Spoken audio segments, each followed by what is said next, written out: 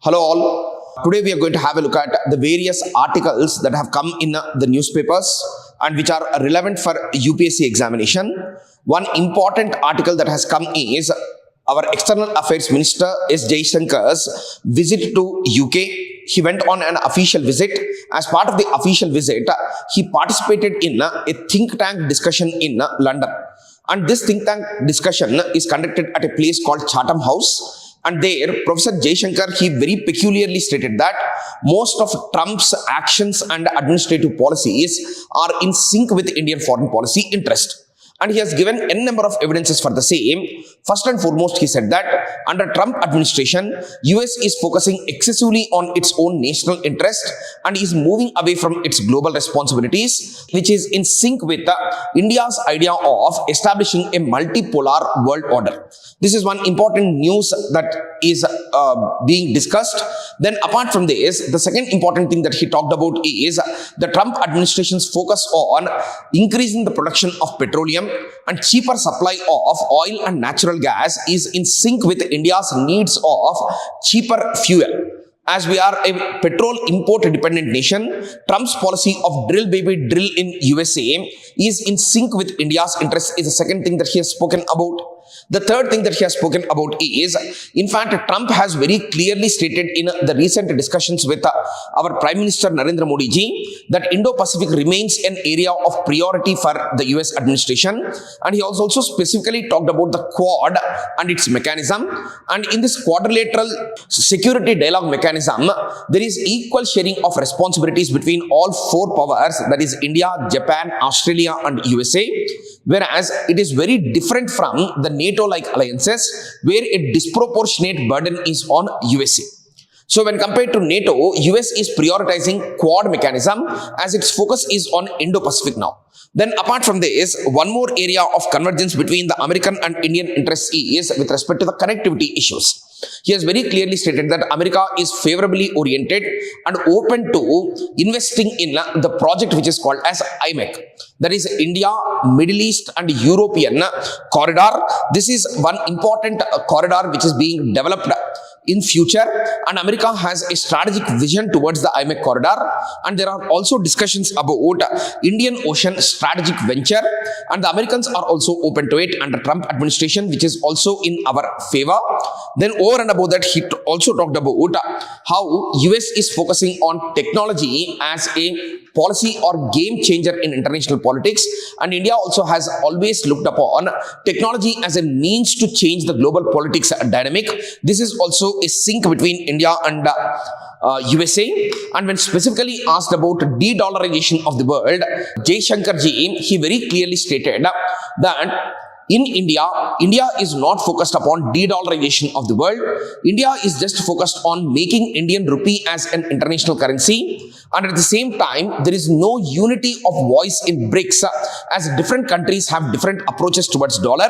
And India still looks upon dollar as a global reserve currency. And along with reserve currency, he also said that dollar still remains a source of stability in international transactions is the second statement that he has made. This way, S. Jaishankar, he very clearly stated that under Trump administration, the India-US relations are going ahead very swiftly and there are multiple areas of cooperation. Even though the Americans have imposed tariffs on Indian exports to USA, India did not abruptly respond to it, as our Ministry of Commerce, Piyush Goyal, is right now in Washington negotiating a trade deal, and we have to wait and watch what will be the outcome of this trade deal too.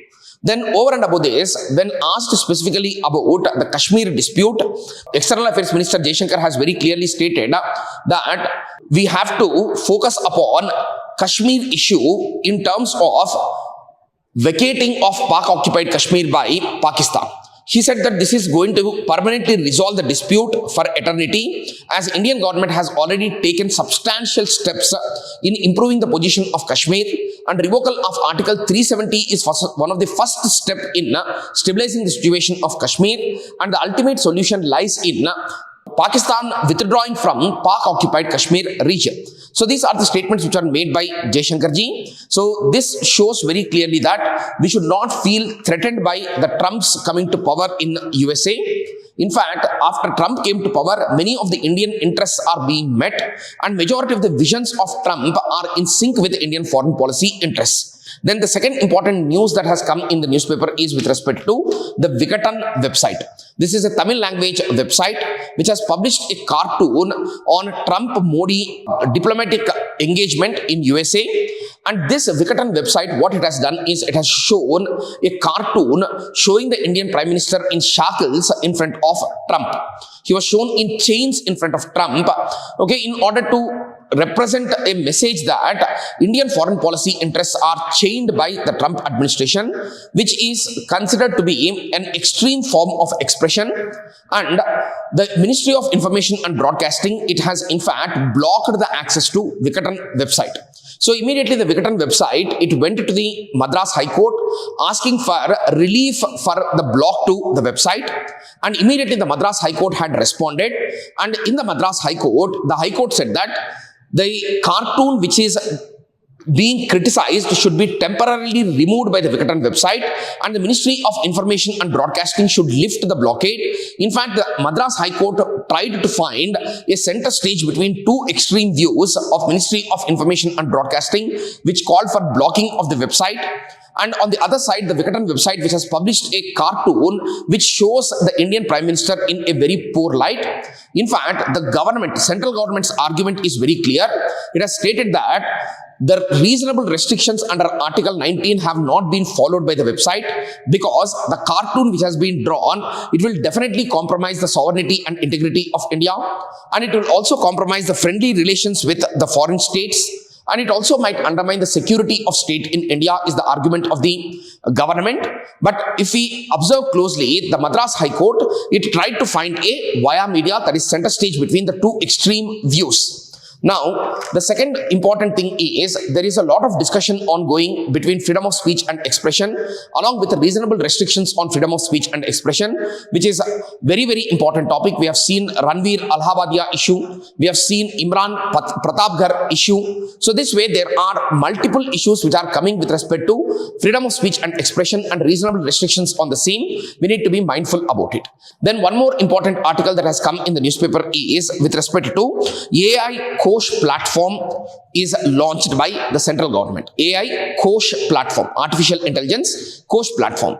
We already know that the Indian government has a very ambitious plan for artificial intelligence. Earlier, there was a monopoly of artificial intelligence in USA, but with the recent outbreak of DeepSeek of China, artificial intelligence, in fact, one more forerunner has become China. And India should not miss out on the wagon of artificial intelligence. That is the reason why the central government, with a hefty plan of nearly 10,000 crores, has launched earlier India AI mission with nearly 7 pillars. And of these 7 pillars, one of the important pillar is developing data set platforms within the country. And as you might be knowing, artificial intelligence works on large language models. And for the large language models to work, data sets are very, very important. Only when the data sets are available for the developers of artificial intelligence to use, then only they will be able to develop the large language model, and they can test and further improve upon their artificial intelligence models. So the Indian government, as a facilitator for artificial intelligence, has launched this artificial intelligence Kosh platform, which contains numerous data sets which are non-personalized, because privacy is also a very important concern.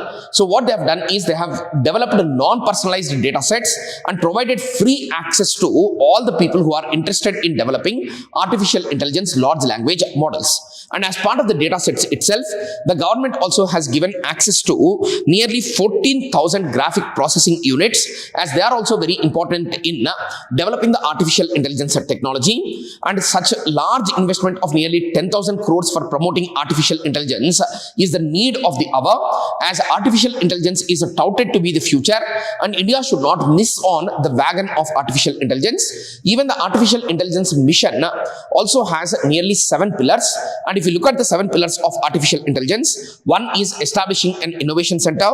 Second is to enhance the computing capacity within the country. The third is establishment of data set platform under which the AI Kosh will come. And the fourth is app development initiative, that is application Application Development Initiative. The fifth one is Safe and Tested Artificial Intelligence. The sixth one is India AI Startup Finance is one more. And the seventh one is Future Skills within the country are the important dimensions of the artificial intelligence mission. And in the artificial intelligence mission itself, the AI Coach platform has been developed as a place for data sets and graphic processing units. Then over and above this, one more important article that has come in the newspaper of today is with respect to INSV Tavini. INSV Tavini is a expedition of Indian Navy, which is an all-women expedition with 2 women, which has been sent for circumnavigation of the globe. Circumnavigation of the globe means, okay, in fact, making a round trip around the globe is called a circumnavigation. And this round trip has in fact reached this region which is called as Falkland Island, which is present nearby to Argentina, and there they have landed at a port called Port Stanley, and from there they are planning to move to the Cape Town region in South Africa, and this is part of a mission which is called as Navika Sagar Parikrama 2. This is a mission which has been started by Indian Navy in order to conduct the circumnavigation of the globe, and there are 2 women lieutenant commanders who are leading this mission. They are Dilna K and Rupa are the 2 lieutenant commanders. So this is one important thing. Circumnavigation they are doing. They have already passed the Drake's Passage to reach Port Stanley.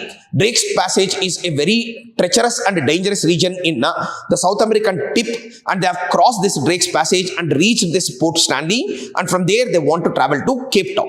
So then apart from this, one more important news that has come is tomorrow, that is March 8th, in commemoration of International Women's Day, the Indian President has called for a conference which is called as Nari Shakti Se Viksit Bharat, and this conference, it has an idea that is women-led development for developed India.